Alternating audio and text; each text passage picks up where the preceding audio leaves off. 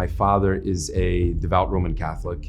We were pretty involved in the church. We went to Catholic school. We were in church every Sunday. As I was growing up, I became somewhat of a rebel and a troublemaker. That was a moment that changed my life forever.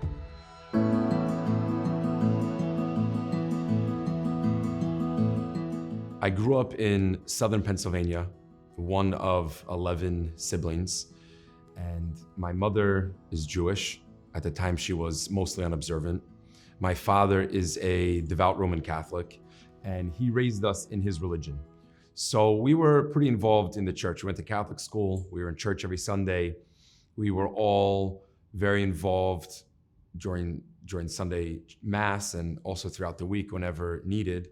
Regardless of whatever shenanigans we might have been up to in life, my siblings and I were all altar servers. We sang in the choir and really volunteered in any other way. So it was a really important part of our life, regardless of anything else going on. The religion of it, the culture of it, it was a pretty big part of our upbringing and our identity. As I was growing up, I became somewhat of a rebel and a troublemaker. And all throughout high school, I was very often in trouble. And throughout this time, I was still very involved with my Catholicism. I still was going to church every week. I was still probably more religious even than my friends, even with all the other things I was doing that would probably not be what my priest would have been happy with, nor were my parents. And senior year of high school, which I miraculously got to, I was expelled from school pretty early on in the school year. And soon after, I found myself not living in my parents' home. I began to rent my own apartment, which I was evicted from. I was fired from whatever various jobs I was working at the time. And I decided I have to just leave. I have to go somewhere. I have to get out of this town because I'm going down the rabbit hole and who knows if I'll be able to get out. So I got in my car, just started driving, and I didn't know where I would go. I had an idea long-term, I want to go to California, but I was just, meandering around wherever. I see a sign on the highway for New York City, and I thought, sounds pretty exciting, the big city. I'm from a small town. So I start following the signs, however many miles, keep going and going. I get to New York, which for me, coming from a small place in Pennsylvania and never really having traveled in my life, this was like going to China. This was something, for me was a whole nother world. So I pretty quickly run out of cash. I'm partying, I'm doing all kinds of things I shouldn't have been doing at that age, or any age maybe. And I find myself completely homeless. My car was impounded and I'm left with nothing, not a penny. And I'm one night sitting in a Starbucks in Manhattan and just really somewhere to a safe, warm place to sleep, middle of winter. And I fall asleep. I wake up a few hours later and there is a teenage boy and girl at the table next to me, a little younger than I was at the time. And this young man is wearing a yarmulke. He has a kippah on his head, which I had never actually seen people wearing such a thing. I knew it was like a Jewish head covering, but I didn't know it was something that Jewish people still did. So I thought, it's a good conversation starter. I'll tell him my mother's Jewish. I'll be able to, start speaking with him. I was always good at, kind of carrying on a conversation with anyone, anywhere, anytime. And I'll see what I get out of this guy. Maybe a few bucks, maybe a coffee, maybe a bed to sleep in for the night. So I say, hey, excuse me, you're Jewish? And he touches his kippah and he says, yeah, obviously. Nice warm New York welcome. And I tell him, oh, my mother, she's also a Jew. So he looks at me kind of funny and he says, so you're Jewish? I said, me, no, I'm, my father's Catholic. I was baptized. I was raised going to church and, I'm Catholic. I'm not really so religious anymore. I'm not sure if I believe in God or anything, but, I'm Catholic. I'm not Jewish. And he looks at me and he just says, very pointedly, he says, no, none of that really matters so much. As a Jew, as long as your mother's Jewish, you're a Jew. Your mother has a Jewish soul. When she gave birth to you, she passed on a Jewish soul to you. And I was really taken aback by that. I never really heard such a concept. Just that alone sounded pretty heavy to me and really captured my attention. We ended up speaking for hours, all through the night. And by the time morning came, this young man told me that if I really want to know more about being a Jew, And I'm not really sure what to do about that, about my identity as a Jew and my situation in life. I should go to a place called 770. I had not a clue what this place was. And he explains to me it's one of the main synagogues of the world. And if I go there, I'll find out more, and everything, things will work out for me and my Judaism. I just thought that just sounds kind of wild. Well, what does that even mean? Things will work out for me. Like who is this kid? We were both teenagers. So I got on the 3 train. I got off on a stop in Brooklyn, Kingston Avenue, just like he said. And I walk into this building he described. And that was a moment that changed my life forever. Someone who barely spoke English came over to me and quickly is rolling up my sleeve and wants me to put on this weird leather strap. And I don't know, it seems kind of strange to me. And just looking around this big synagogue where I'm surrounded by hundreds, maybe thousands of men who are all, wearing this box on their head and they're wrapped in this kind of sheet. It was very, very foreign. And I felt kind of unsettled about it. But when he has the tefillin on my arm, and he started to say these words, these Hebrew words he wants me to repeat, right away I felt at ease, I felt at home. These words were something I was familiar with because there was one drop of Judaism that I had growing up, which was celebrating Hanukkah each year. And we always celebrated it as part of mom's culture, as part of mom's heritage, and we want to be respectful of her. And we never really felt that it was something that was ours. But in that moment, when he wants me to repeat these Hebrew words, which were something that I knew, it wasn't just, oh, okay, I know this already. I can say those words. I can say this prayer you want me to say. It was something that struck me really, really deeply inside that made me feel like, hey, this is a part of me. This is something that I am, that I know. And I said, of course, the wrong blessing because I said the blessing for the menorah, lahadlik ner shel Chanukah. And we quickly said the right blessing. I said Shema for the first time in my life.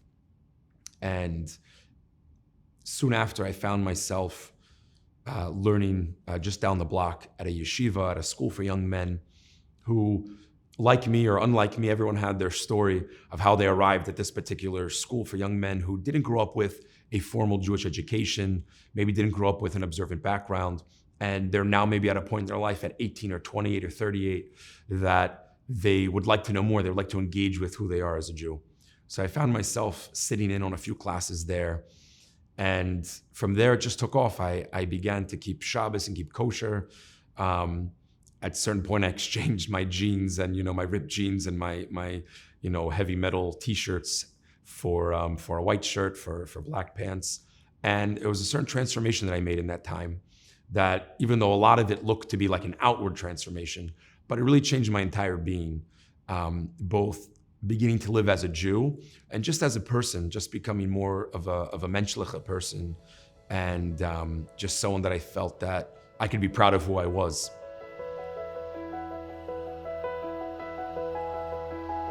So I'm asked very often, people want to know what's the difference, what do I see as different between Christianity and Judaism?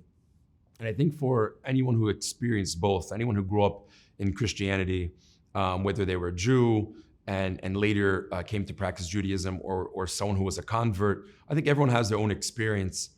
For me, specifically, having grown up in Catholicism, that particular denomination of Christianity, really the main difference I see in my life as someone who lived very steeped in my Catholicism growing up and then became, a very observant Jew, I really saw the main difference in how each one affects my day-to-day life.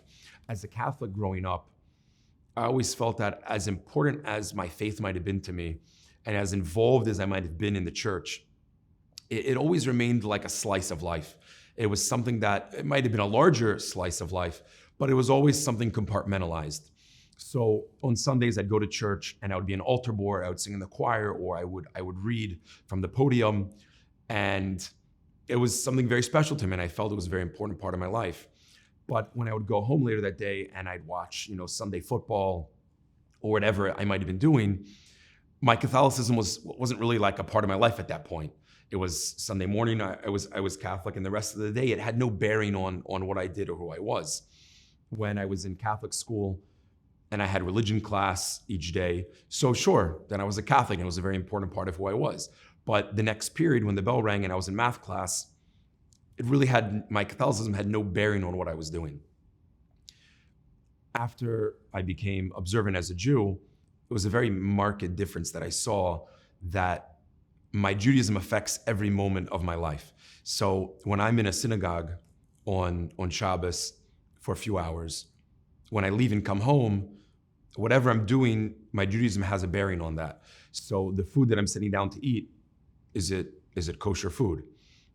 Later that night when I'm going to bed and I'm making sure that I still have my yarmulke and my tzitzis on as I go to sleep, and I make sure to prepare, water by my bedside for ritual hand washing in the morning. So even sleeping is done in a way because I'm a Jew. So I noticed that really every aspect of my life is kind of guided and influenced by the fact that I'm Jewish, even sometimes not recognizing it so readily. Whereas when I grew up as a Catholic, as important as it might have been, it didn't have effect on my whole life. It was just that slice of life. As a Jew, it's not just a big slice of life. My Judaism is the entire pie. It's my entire life.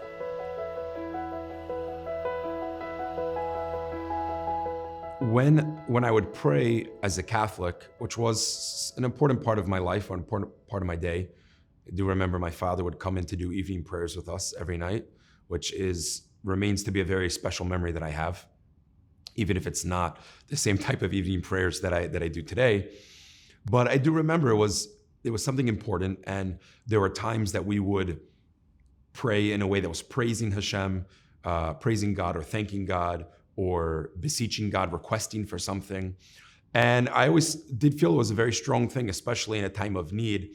I felt very strongly that I really need to ask God for this thing. And it kind of maybe pulled out certain feelings that I wouldn't have had at other moments in my life. But it always remained like that was what it was. I was either thanking God for something or praising him or asking him. There never seemed to be more to it than that.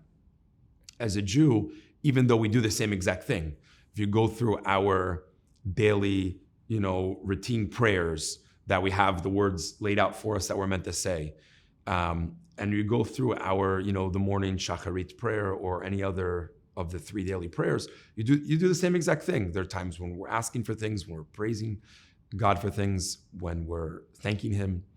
But prayer is much, much more than that. As a Jew, it's really about the connection. It happens to be in this moment, the connection you're making is through praising God or through thanking him or through requesting. But the actual praying itself, the whole process, is all about connecting to God. And therefore, there's even steps you take before, right? Stopping for a moment, for 15 minutes, for a half hour, for an hour each day to learn a bit about our connection with God, to learn who God is, to learn, the Hasidic teachings or other Jewish philosophy, to get yourself in the right mindset. And then making sure to have eaten a little bit so that when you go through the whole process of prayer, you're settled and you're not ready to move on too quickly. And then finally getting into the prayer itself, where there's a whole buildup, and each prayer along the way is just furthering your connection and taking you another rung up the ladder until you get to a certain high point, and then there's a certain coming down to not get too enraptured, so to speak, and coming back down into this world to remember that our connection with God is about actually being in this world and what we can do in this world when connected to him. So I would really say that there really was a very, very big difference of just kind of prayer for the sake of prayer itself, to thank or praise, versus building every single day a true, unique connection with the Almighty.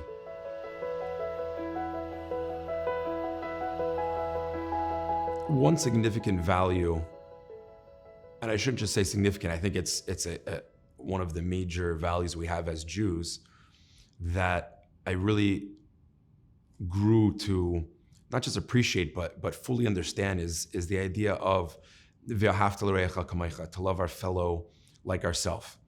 And this was something that I heard very often growing up, the golden rule. We did speak about it in church. It is a big part of, I believe, all denominations of Christianity, not just the Catholic faith I was brought up with.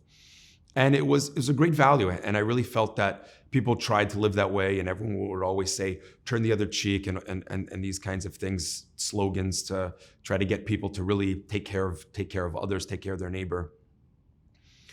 I don't think I really understood what it meant to love your fellow like yourself until I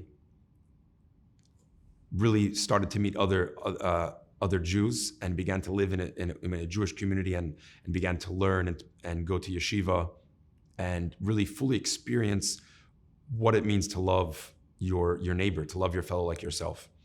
Just selfless acts that people do on a regular basis for another, even people with nothing, people who have nothing. You see the home they live in and the clothes they're wearing, you feel like this person could really use a handout.